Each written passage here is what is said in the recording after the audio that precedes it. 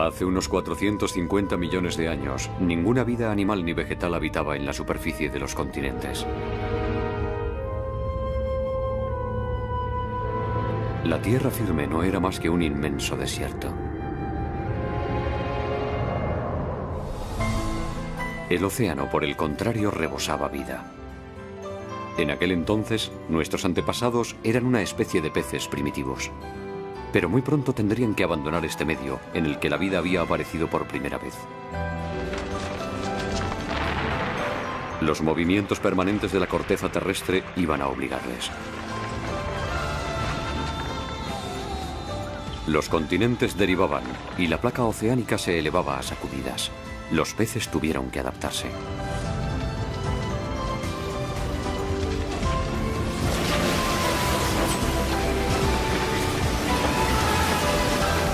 El movimiento de las masas continentales les impulsó a abandonar su hábitat ancestral. Pero esta terrible prueba fue justamente el origen de un salto evolutivo formidable.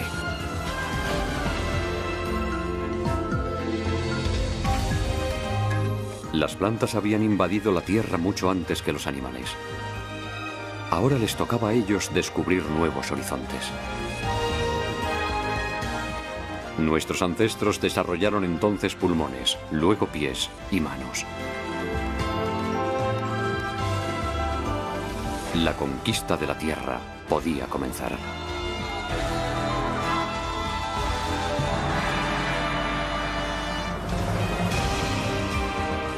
Planeta Tierra.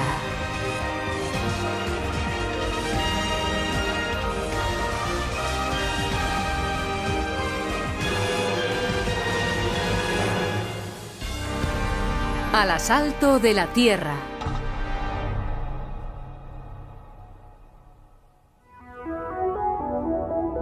Así era nuestro planeta hace 450 millones de años, antes de que la vida se aventurara fuera del agua. En aquel tiempo, en la zona del Ecuador, 3 continentes de reducido tamaño rodeaban a un océano.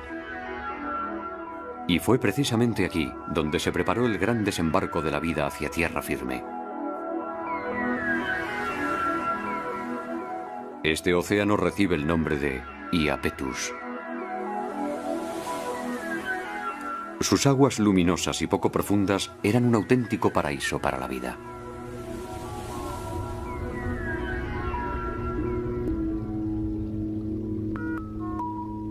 Formas de vida muy diversas evolucionaban entre los inmensos arrecifes coralinos de este Edén acuático.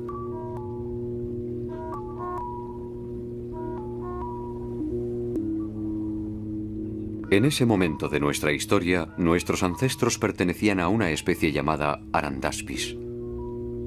Son los peces más antiguos conocidos dotados de vértebras. Vivían hace 450 millones de años.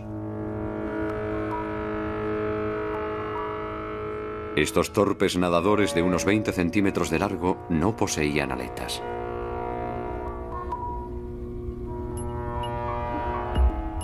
El Arandaspis debía de ser bastante pacífico.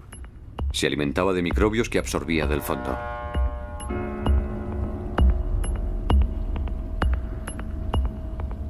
Pero esta vida paradisíaca no iba a durar mucho tiempo para los peces. Los problemas se avecinaban ya.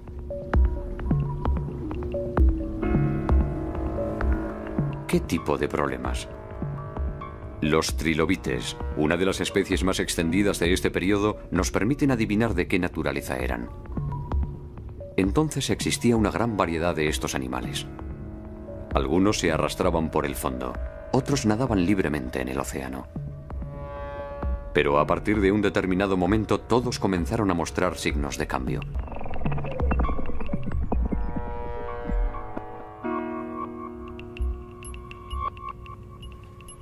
El profesor Richard Fortey del Museo de Historia Natural de Londres habla de una auténtica convulsión en la morfología de los trilobites.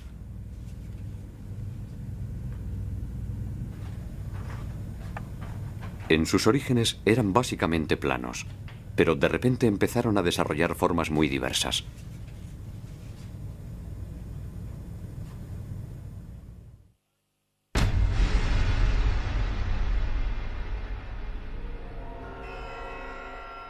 El Dicranurus, por ejemplo, apareció hace 400 millones de años.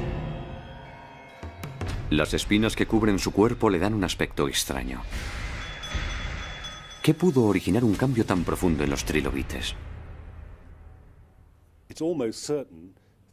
Podemos asegurar casi con certeza que se trata de una reacción defensiva ante una mayor presión ejercida por los distintos predadores. En otras palabras, la vida se había puesto un poco más difícil para los trilobites y una de sus respuestas fue mejorar su caparazón protector. ¿Por qué la vida se había vuelto más difícil en el océano primordial? Según el profesor Fortey, se debió principalmente a la disminución de las aguas poco profundas que habían proporcionado un hábitat ideal a numerosas especies. Estamos en Shropshire, al oeste de Inglaterra. Hace 440 millones de años, estas tierras se encontraban exactamente en el Ecuador. Una parte del océano Iapetus las cubría. En esta cantera caliza existen numerosas pruebas de la antigua presencia de un rico ecosistema oceánico. Fíjese en esto, es extraordinario. Es una cadena de corales tabulados. La presencia de estos corales fosilizados sugiere una gran abundancia de vida. Su tamaño indica que se estuvieron desarrollando aquí durante varios siglos.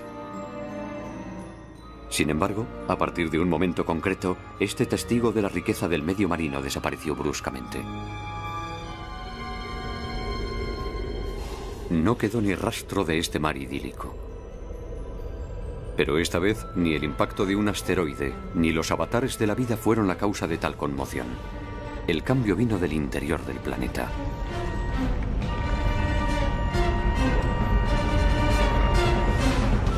En las profundidades de la Tierra la temperatura puede alcanzar varios miles de grados. Este calor extremo provoca un lento movimiento de convección del manto terrestre.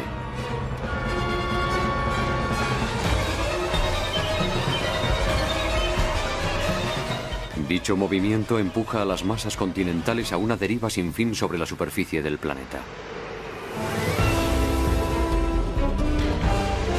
Precisamente esa deriva de los continentes fue la que hizo desaparecer el océano Iapetus. Las tres masas continentales que lo rodeaban se acercaron entre sí.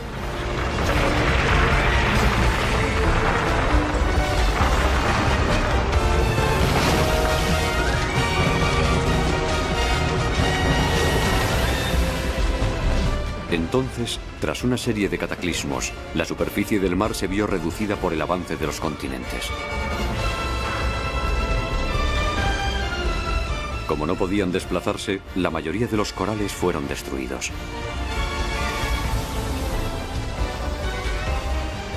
Algunos peces lograron escapar, pero ya solo disponían de zonas muy reducidas de macizos coralinos.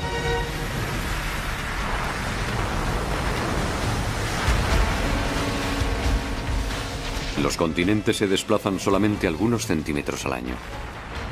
Pero en pocas decenas de millones de años hicieron desaparecer el océano al que rodeaban. El fondo marino, antes tapizado de corales, fue brutalmente levantado e integrado en las tierras emergidas. Hace 400 millones de años, el océano Iapetus había dejado de existir.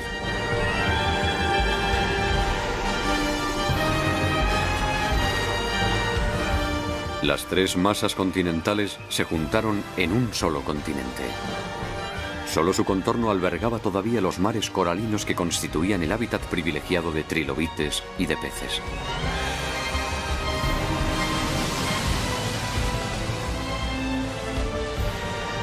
Una disminución del espacio vital implica necesariamente una mayor competitividad. La ley de la jungla reinó a partir de entonces en los mares coralinos periféricos. Para el profesor Fortey, eso es lo que explica la transformación de los trilobites. En el Museo de Historia Natural de París se pueden ver fósiles de las especies que dominaban aquel universo de aguas poco profundas.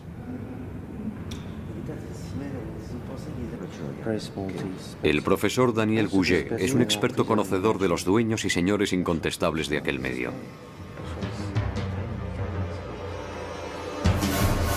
Estos son placodermos, peces dotados de una poderosa mandíbula.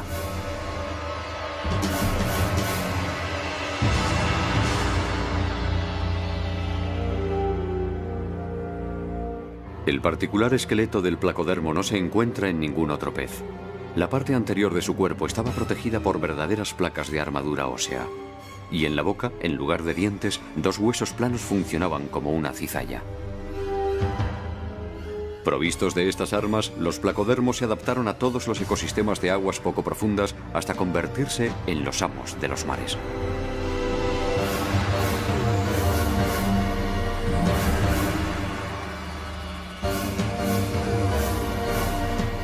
El Dunkleosteus es uno de los placodermos que alcanzaron tamaños extraordinarios. Algunos especímenes llegaban a medir hasta 6 metros de largo. Frente a tales monstruos, nuestros antepasados estaban totalmente desarmados.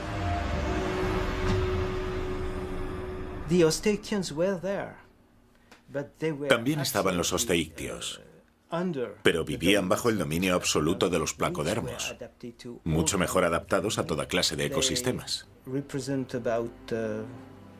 Representaban entre el 75 y el 80% de los vertebrados que se podían encontrar en los depósitos devonianos. Nuestros antepasados osteictios se veían ensombrecidos por estos placodermos que les impedían desarrollarse. No tenían más remedio que evolucionar para sobrevivir. 60 millones de años más tarde, el Pacífico Arandaspis se había convertido en un pez llamado Eustenopteron. Dotado de aletas, era un eficaz nadador. Pero no era una baza suficiente para dominar la competencia que reinaba entonces. En estas aguas, donde los peces gigantes eran los reyes, el Eustenopteron debía superar otra etapa.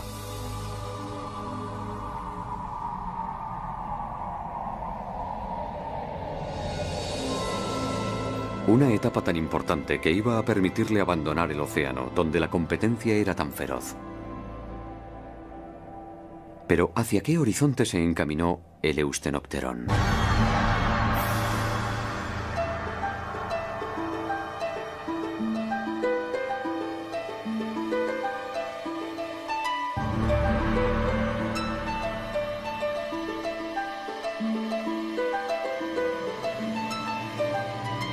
Este mapa puede ayudarnos a responder a la pregunta. Muestra la posición actual de los sitios donde han sido descubiertos fósiles de Eustenopteron y de sus descendientes. Si retrocedemos en el tiempo para ver dónde se encontraban estos lugares hace 400 millones de años, se puede constatar que formaban parte de una misma masa continental. Todos proceden de una zona situada en el corazón de este vasto continente, nacido de la colisión de 3 placas terrestres más pequeñas.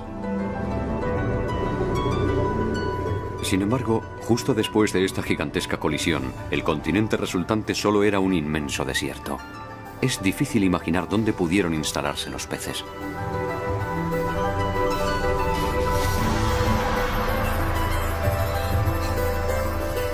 En un entorno tan hostil, ¿dónde lograron encontrar refugio nuestros antepasados? Un indicio nos lo proporciona la cadena montañosa, a lo largo de la cual fueron encontrados todos los fósiles, ya que nos señala precisamente el lugar de la colisión de los continentes originales.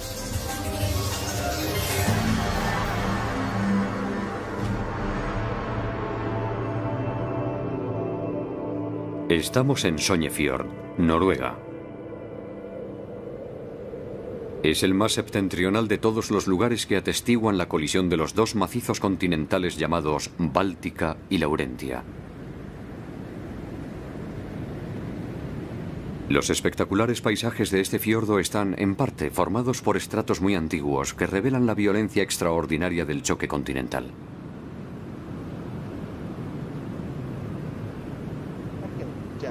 Esta curvatura visible en los estratos es un pliegue.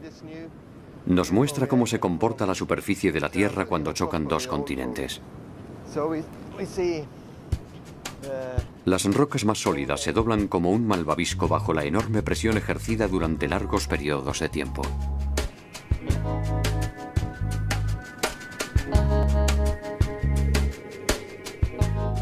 Los plegamientos de los estratos pueden observarse en varios lugares del mundo donde los continentes chocaron entre sí.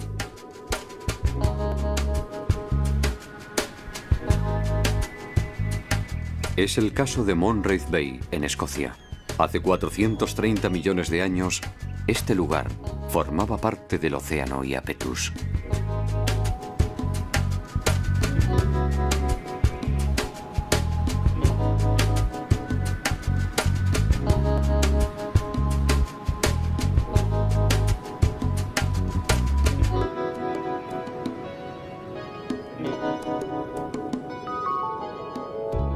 La parte meridional de la zona de colisión se encuentra hoy en el este de Estados Unidos.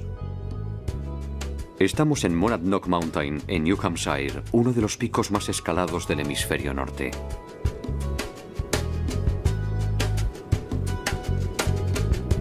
Cerca de la cima a la que están a punto de llegar excursionistas se ven claramente las huellas de los pliegues en la roca. El estrato plegado se extiende a lo largo de varios miles de kilómetros, desde Noruega hasta Estados Unidos.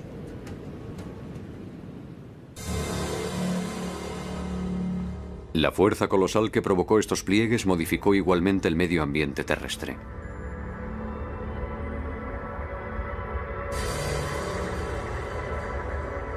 Hace 400 millones de años, después de la desaparición del océano Iapetus, la deriva de los continentes continuó.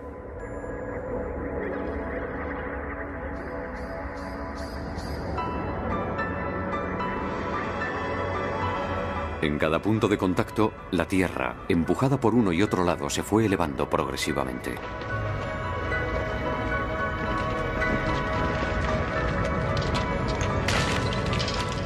Durante 40 millones de años, la presión continuó, dando lugar a una inmensa cadena montañosa llamada Cadena Caledoniana.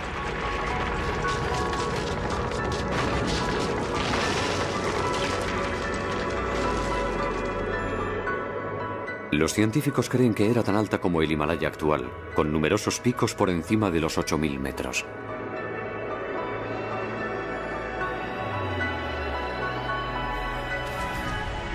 Fósiles de Eusthenopterón y de otras especies animales fueron hallados amontonados a los pies de la cadena caledoniana. ¿Por qué precisamente en este lugar? Cuando apareció esta inmensa cadena, se convirtió en un nuevo obstáculo que impidió el paso de las nubes, y torrentes de agua se precipitaron por sus laderas.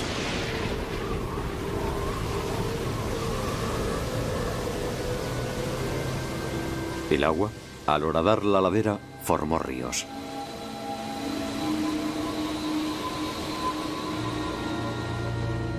Un nuevo mundo de agua dulce hacía su aparición por primera vez en el interior de la Tierra.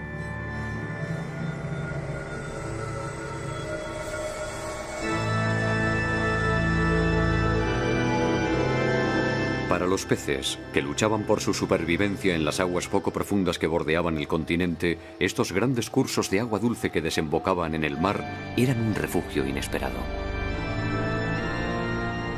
Pero estos ríos no constituían un hábitat totalmente protegido. En aquel tiempo, el musgo y los pequeños helechos apenas empezaban a implantarse en la tierra. Las orillas de los ríos seguían siendo en su mayoría desérticas. Bajo los rayos del sol, la tierra se secaba y se cuarteaba. Cuando llovía, los ríos se desbordaban y se transformaban en torrentes de lodo. Estas primeras aguas dulces constituían un medio muy inestable, así que para los peces instalarse no resultaba tarea fácil.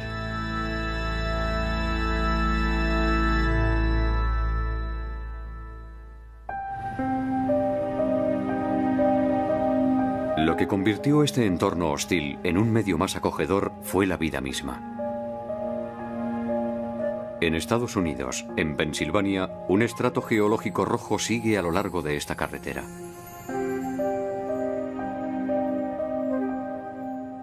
Hace 370 millones de años, esta colina se encontraba al pie de las montañas caledonianas y por ella discurrían grandes ríos.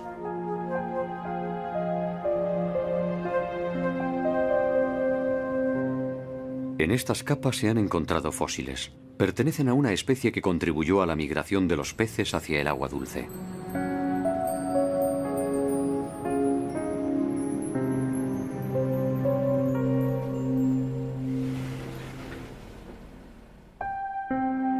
Estos fósiles son de una planta llamada Archaeopteris.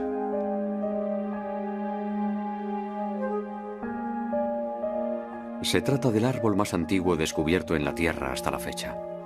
Apareció hace 370 millones de años.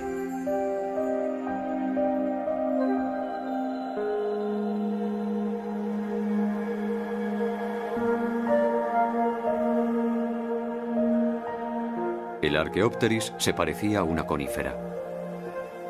Fue el primero en la historia de la Tierra en poseer un tronco.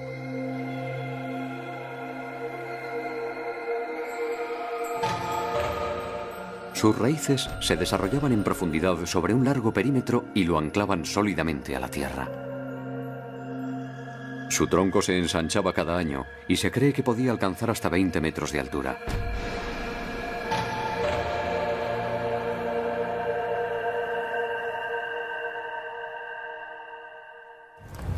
Okay, Chuck, let's see. Yeah, there's one there. You mark that one? Yeah. Okay, and let's see. Got to get the light right. Yeah, there's another one. El profesor Stephen Sheckler del Instituto Politécnico de Virginia estudia el impacto que supuso la aparición del Archaeopteris en su entorno.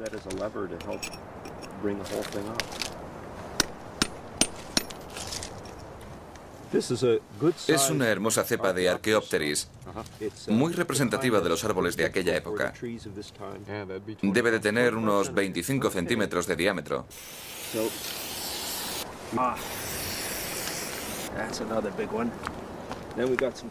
Los científicos marcan el emplazamiento que ocupaba cada árbol para intentar evaluar la densidad de este bosque.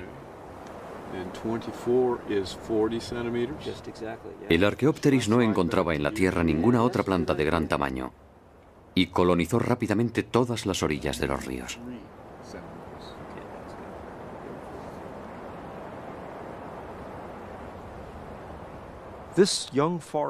El bosque joven que tenemos aquí detrás presenta grandes similitudes con los primeros bosques de Archaeopteris. Estos árboles de tronco blanco, actualmente pelados, tienen poco más o menos el mismo tamaño que los primeros Archaeopteris. Su aparición supuso un cambio del ecosistema en su globalidad. Lo que antes era un entorno al descubierto, muy poco productivo, se transformó en un medio cubierto de una densa capa arbórea con una tasa de productividad mucho más elevada.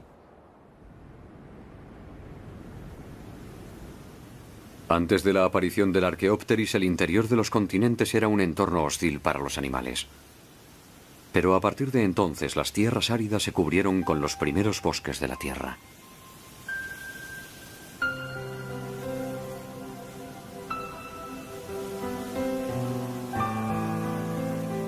El suelo, hasta entonces resecado por los rayos del sol, se beneficiaba ahora de la sombra de los árboles.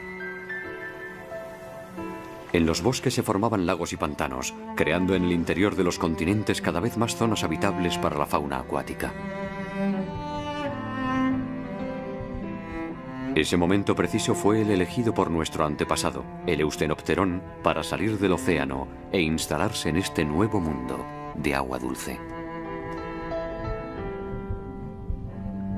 Pero el Archaeopteris debía jugar otro papel primordial. La caída de sus hojas iba a proporcionar una valiosa fuente de nutrientes para los peces.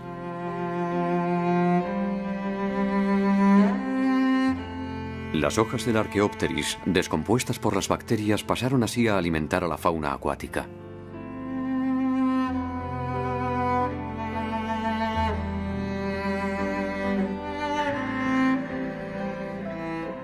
En este medio ambiente de agua dulce, los peces comenzaron a evolucionar hacia nuevas formas de vida. La aparición de los bosques había creado un mundo totalmente virgen que acogía a los animales más débiles, expulsados de los océanos. Para nuestros antepasados que se refugiaron aquí, el bosque de Archaeopteris fue realmente una dulce protección.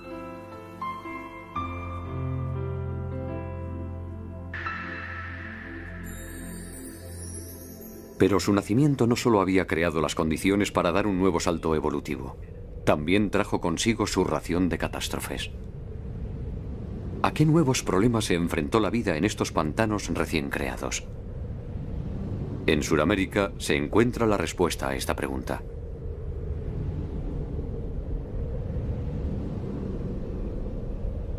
Estamos en la cordillera de los Andes. Esta cadena montañosa es también el resultado de un choque continental ocurrido hace 400 millones de años.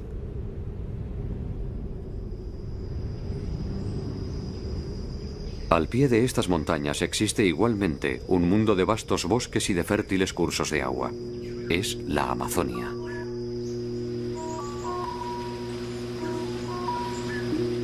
La Amazonia está cubierta de bosques primarios muy densos. Aquí se encuentran las especies acuáticas más exóticas.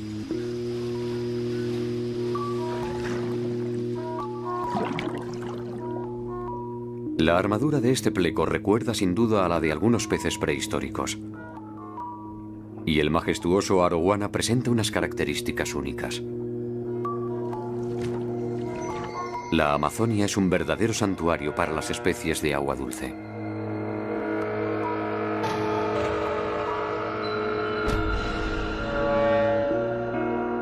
También aquí, las hojas y las ramas sumergidas constituyen valiosos recursos nutritivos para los peces. La materia orgánica proporcionada por los bosques alimenta a toda la riqueza del ecosistema amazónico. A la sombra de los Archaeopteryx, nuestros ancestros conocieron sin duda un mundo parecido a este.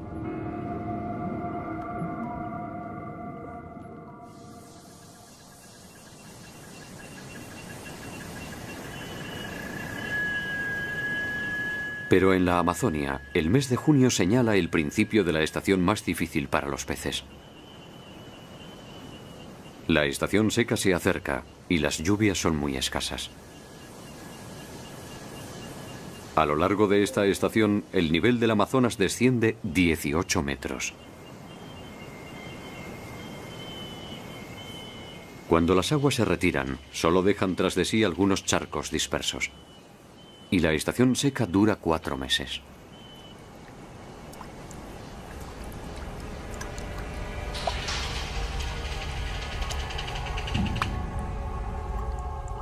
Estos peces vienen a respirar a la superficie porque las concentraciones de oxígeno en el agua son insuficientes. Cuando hay menos agua y las temperaturas son más elevadas, la cantidad de oxígeno disuelta en el agua disminuye.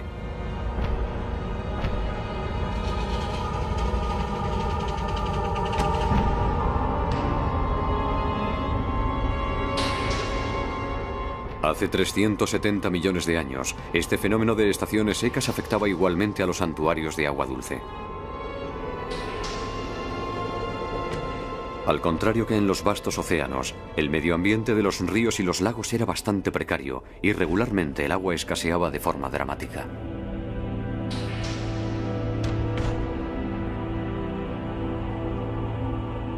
En las estaciones secas, los Archaeopteryx que antes habían prodigado todos sus beneficios se convirtieron también en una fuente de problemas. Para descomponer las hojas caídas en el agua, las bacterias consumían una gran cantidad de oxígeno.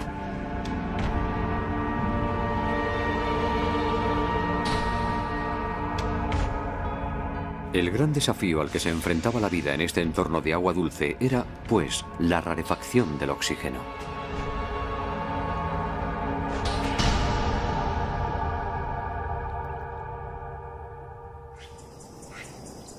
¿Cómo pudieron nuestros ancestros superar este problema? Nuevamente, la respuesta la encontramos en la Amazonia.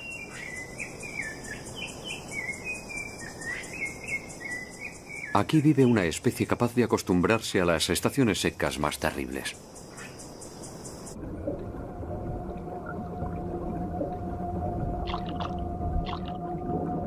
Este pez que acaba de asomar la cabeza fuera del agua respira por medio de pulmones.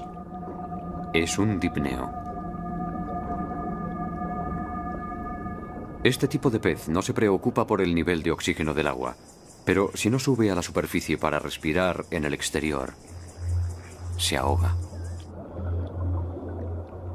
Estudios recientes han demostrado que el dipneo es uno de los parientes más cercanos de nuestros antepasados que vivían en la época de los Archaeopteris.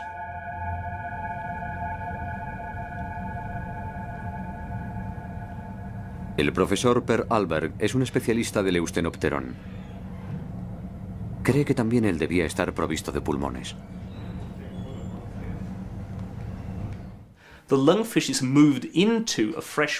Los dipneos vivieron en los pantanos de agua dulce al mismo tiempo que los primeros tetrápodos. Se han hallado fósiles de ambas especies en los mismos estratos. De modo que, cuando observamos a los dipneos actuales y su sistema respiratorio, estamos viendo a un animal muy cercano a los primeros tetrápodos. Los pulmones aparecieron para permitir a estos animales respirar incluso en aguas tropicales pobres en oxígeno. Los científicos han tratado de reconstruir las etapas de la aparición de los pulmones en los peces prehistóricos.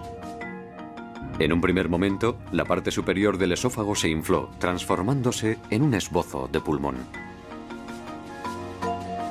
Y cuando se produjo la migración de los peces del océano hacia el agua dulce, estos apéndices se desarrollaron especialmente.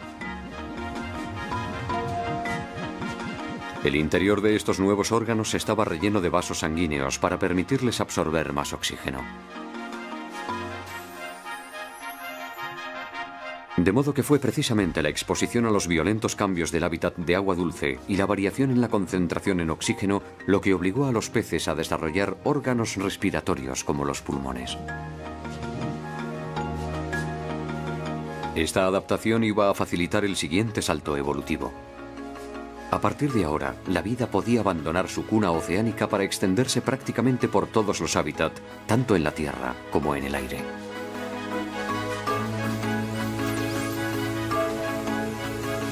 Pero las consecuencias de este acontecimiento se observan todavía en los animales que siguieron siendo acuáticos.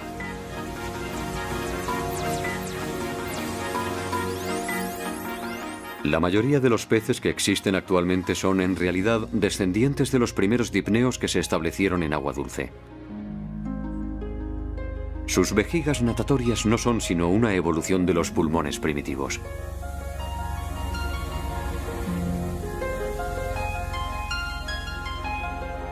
Casi todos los peces que permanecieron en el océano estaban destinados a desaparecer.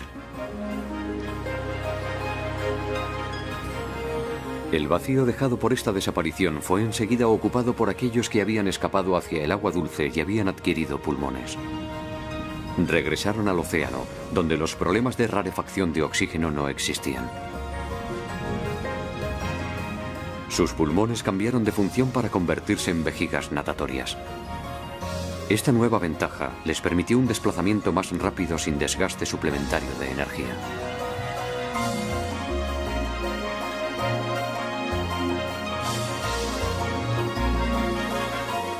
A los pies de la cadena caledoniana, este nuevo mundo de bosques y de agua dulce fue nuestra segunda cuna después del océano primordial.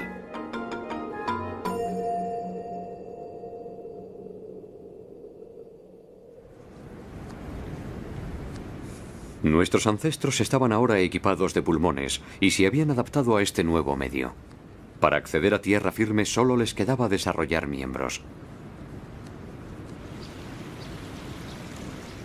La profesora Jennifer Clark, de la Universidad de Cambridge, descubrió un fósil que nos ha permitido entender mejor cómo aparecieron nuestras manos. En 1987, mientras realizaba excavaciones en distintos lugares del mundo, descubrió en el este de Groenlandia un fósil en un estrato de 360 millones de años de antigüedad. Se trataba del fósil de un animal llamado Acantostega. Un fósil particularmente valioso porque se trataba del único en el mundo en haber conservado la morfología completa del animal. Para su sorpresa, el animal poseía visiblemente manos y dedos. Es la más antigua forma de vida provista de manos descubierta hasta el momento.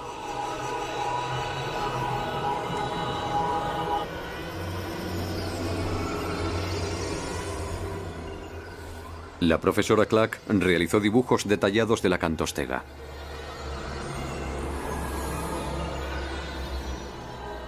Era un animal extraño, parecido a un pez, pero dotado de pies y de manos.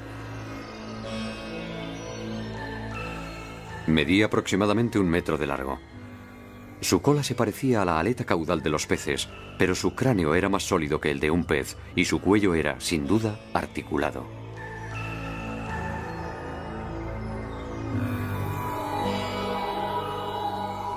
El acantostega era una evolución del Eustenopterón.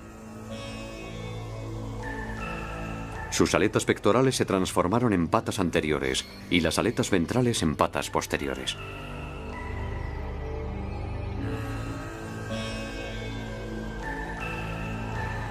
¿Qué había pasado en los últimos millones de años para provocar semejante evolución?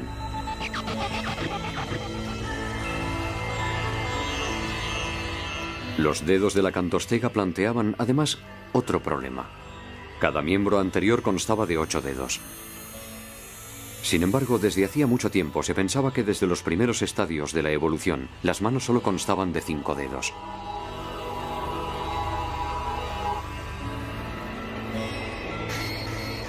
Los científicos también creían que las manos provistas de dedos solo habían aparecido después de que los animales se instalaran en tierra firme.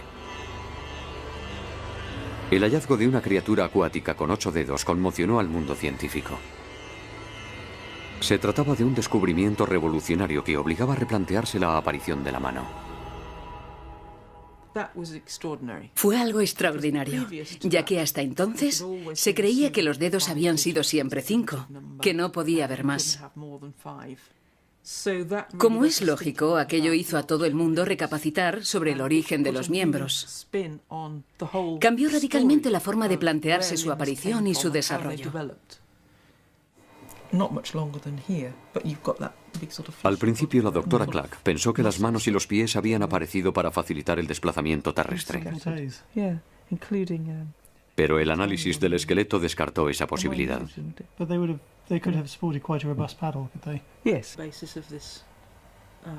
La forma en que los brazos estaban unidos al cuerpo contradecía flagrantemente esa hipótesis.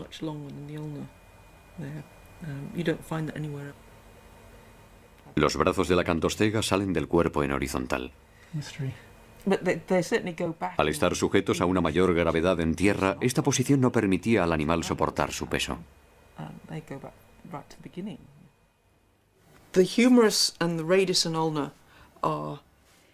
El húmero y el radio forman un ángulo que no permite al miembro doblarse así. Las articulaciones que tenía aquí y aquí sugieren que el brazo debía llevarse de lado y, por tanto, no podía soportar ningún peso. Si no le servían para desplazarse en tierra firme, ¿para qué le servían los brazos a la acantostega? Unos científicos hicieron análisis del esqueleto y realizaron una simulación del movimiento del animal. Pero el resultado, en lugar de aportar respuestas, planteaba aún más preguntas. He aquí una simulación del movimiento, tal como lo describen los estudios de la profesora Clark. El acantostega parece retorcerse para avanzar. Este movimiento sugiere que no debía ser un buen nadador.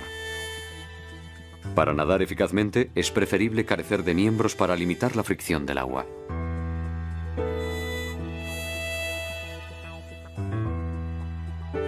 Entonces, ¿por qué el acantostega desarrolló pies y manos?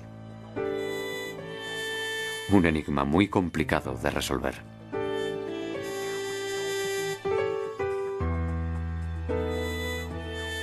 La solución iba a encontrarse en un lugar inesperado, Red Hill, donde se habían descubierto los fósiles del primer bosque de Archaeopteris.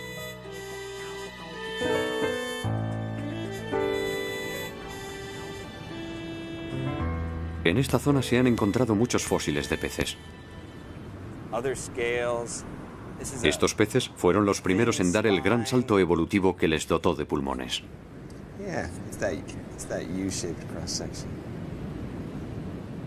En 1998, el profesor Ted Dessler de la Academia de Ciencias Naturales de Filadelfia descubrió unos dientes de pez muy grandes. Miden más de 8 centímetros de largo.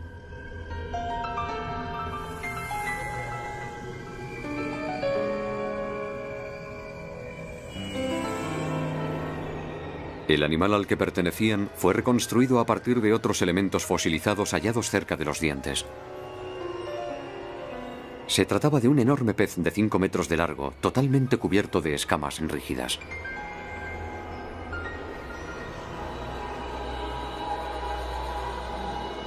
Su nombre, Ineria, el más impresionante de todos los dipneos carnívoros de ese periodo. En aquel entonces era sin duda el rey de los ríos.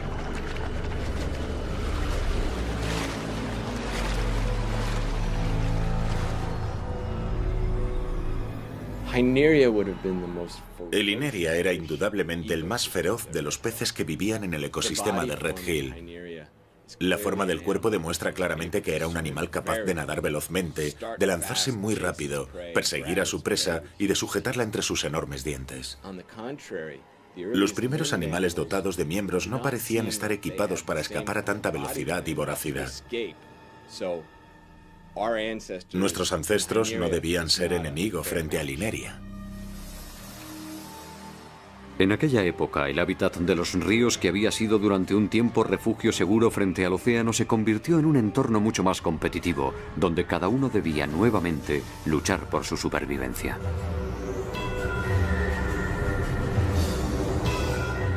Lejos de los 5 metros del Ineria, el acantostega parecía muy vulnerable. Una vez localizado, no tenía ninguna oportunidad de escapar a una muerte segura.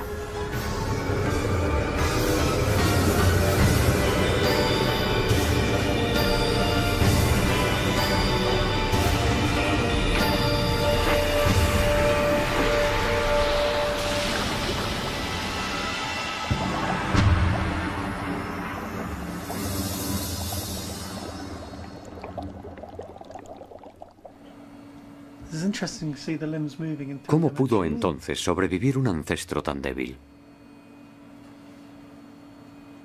De nuevo se planteaba la cuestión de las manos. ¿No serían acaso la clave de una nueva estrategia? La profesora Clack formuló entonces una hipótesis revolucionaria sobre el uso de estos nuevos miembros.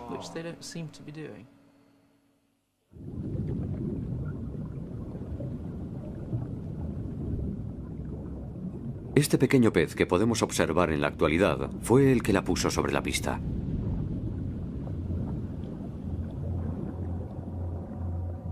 Es un Brachionictis, un teleósteo.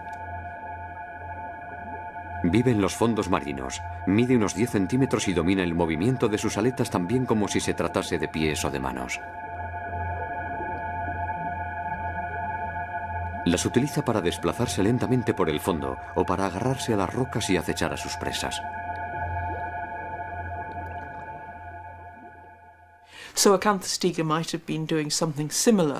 El acantostega se comportaba tal vez de la misma forma en los ríos pantanosos. Podía apartar la vegetación del fondo, cosa que no puede hacerse con aletas. Hay que suponer que era un medio ambiente tropical, parecido al de la selva amazónica.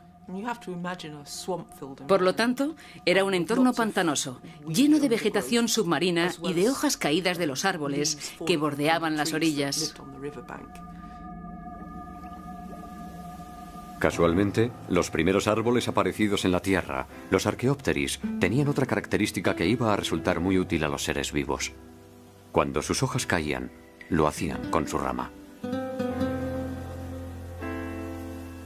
En aquel tiempo, grandes cantidades de ramas se apilaban probablemente en el fondo del agua.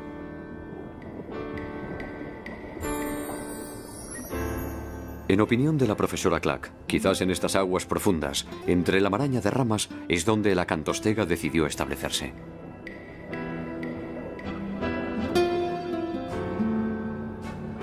Disponía de pocos medios de defensa, así que había abandonado las zonas de nado libres en medio de las lagunas o de los grandes ríos para llevar una vida más discreta cerca de las orillas.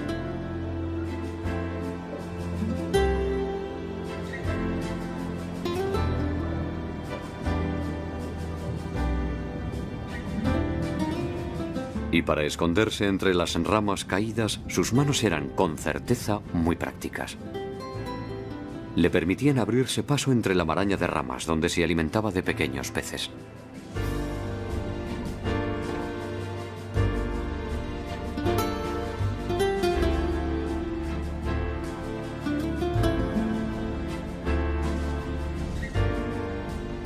De este modo, cuando nuestros ancestros se enfrentaron a la amenaza de los predadores gigantes como el Ineria, no intentaron competir equipándose de dientes aún más temibles, sino que optaron por una vía más pacífica, evitando la confrontación.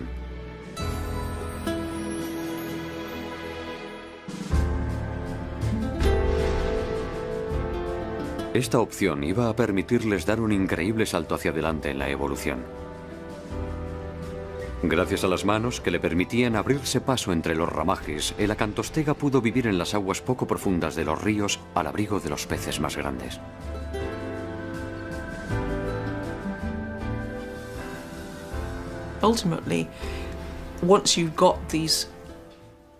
Una vez adquiridas estas aptitudes intermedias, que ni están completamente adaptadas al elemento acuático ni a la vida en tierra firme, podemos imaginar que con el paso del tiempo se fue desarrollando progresivamente una verdadera adaptación a la vida terrestre.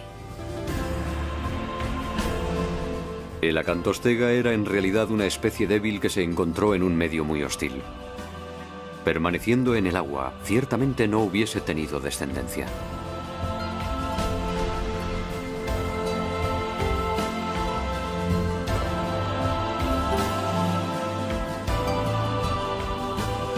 Pero a partir de un cierto momento, su mirada se dirigió hacia una nueva frontera. Y después de muchos millones de años, consiguió franquearla. Nuestros ancestros estaban preparados para vivir en tierra firme.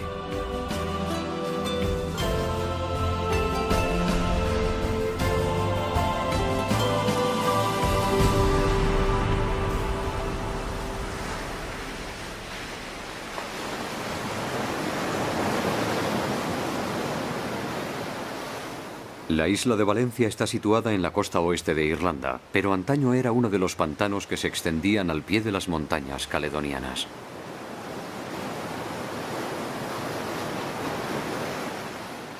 En 1992, gracias a unas excavaciones realizadas en estas costas, se descubrieron unas huellas dejadas por nuestros lejanos antepasados.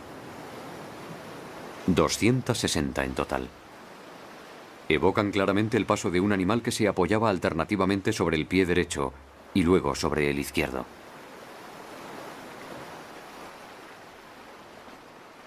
Constituyen las huellas de pasos más antiguas encontradas en la Tierra.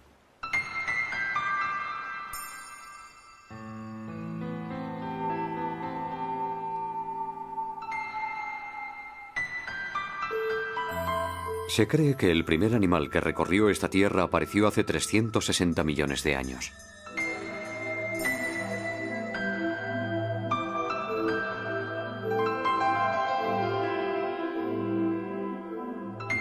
Medía aproximadamente 1 metro de largo y recibió el nombre de Pederpes.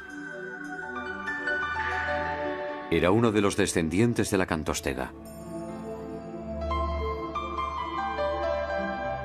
Un animal frágil que había logrado la hazaña. La conquista de la tierra firme por esta especie única fue una verdadera proeza que daría lugar a todas las especies de vertebrados terrestres.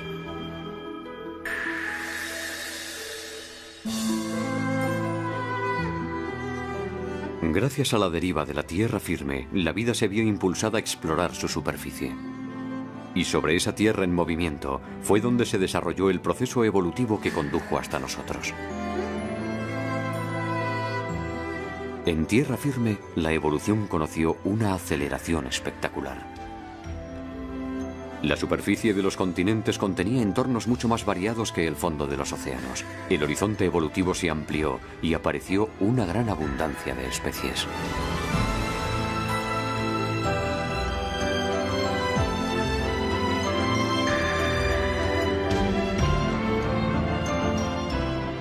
Muy pronto nuestros antepasados iban a conocer otra revolución ligada a los árboles. Fue hace 60 millones de años. Esta vez los árboles fueron las angiospermas, árboles portadores de frutos.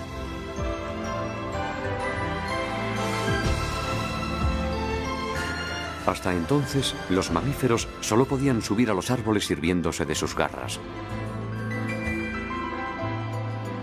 Pero para llegar hasta los frutos de las angiospermas, tuvieron que adquirir una nueva habilidad de la mano, la facultad de asir.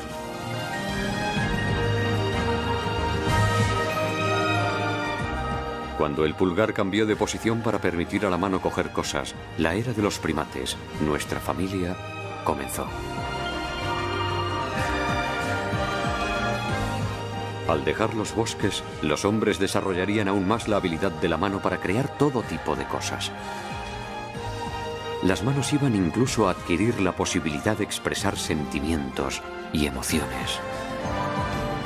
Nuestras manos son el resultado de la continua evolución de la vida. Son la herencia que nos legaron los antepasados que se refugiaron en los pantanos hace 400 millones de años.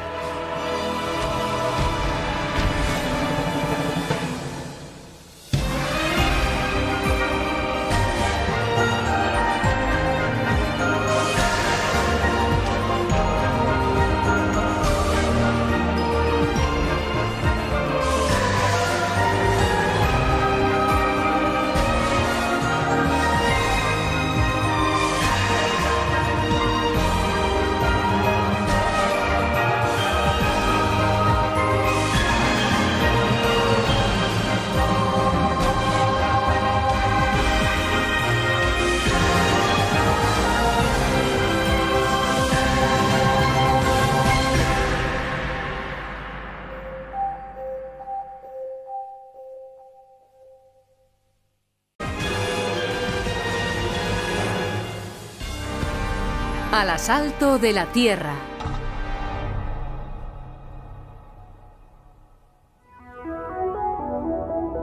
Así era nuestro planeta hace 450 millones de años, antes de que la vida se aventurara fuera del agua.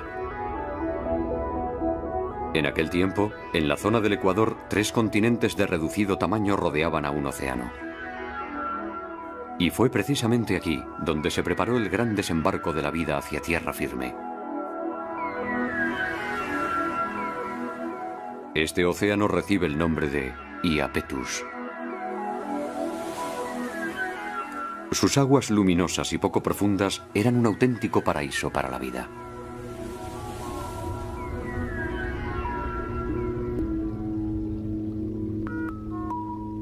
Formas de vida muy diversas evolucionaban entre los inmensos arrecifes coralinos de este Edén acuático.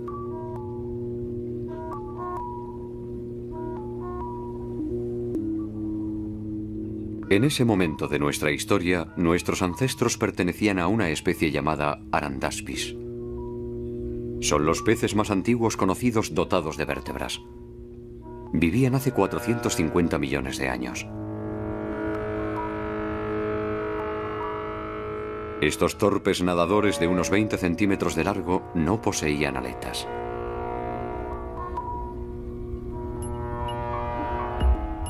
El Arandaspis debía de ser bastante pacífico. Se alimentaba de microbios que absorbía del fondo.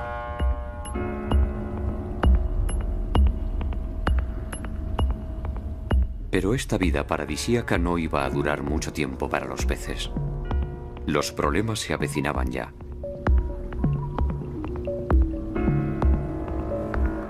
¿Qué tipo de problemas? Los trilobites, una de las especies más extendidas de este periodo, nos permiten adivinar de qué naturaleza eran. Entonces existía una gran variedad de estos animales. Algunos se arrastraban por el fondo, otros nadaban libremente en el océano.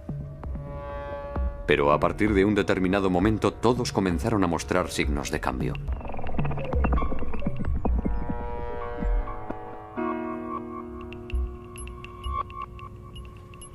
El profesor Richard Fortey del Museo de Historia Natural de Londres habla de una auténtica convulsión en la morfología de los trilobites.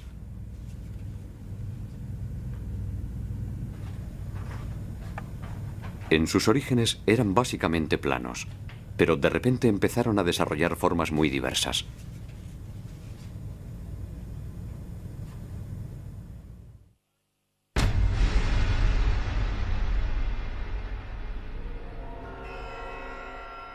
El Dicranurus.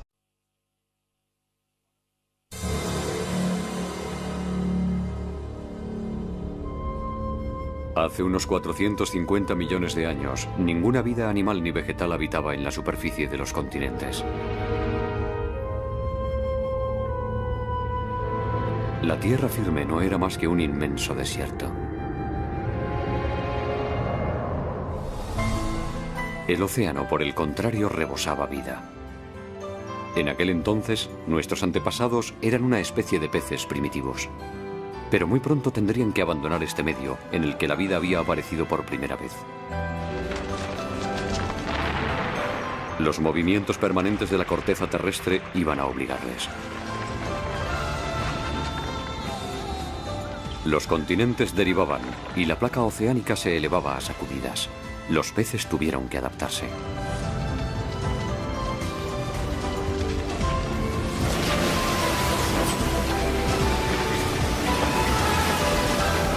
El movimiento de las masas continentales les impulsó a abandonar su hábitat ancestral. Pero esta terrible prueba fue justamente el origen de un salto evolutivo formidable.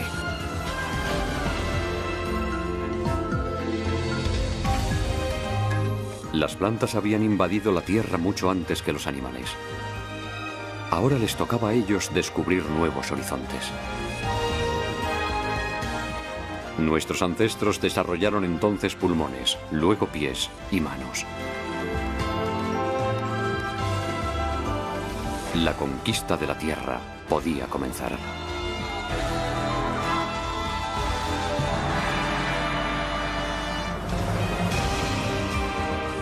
Planeta Tierra.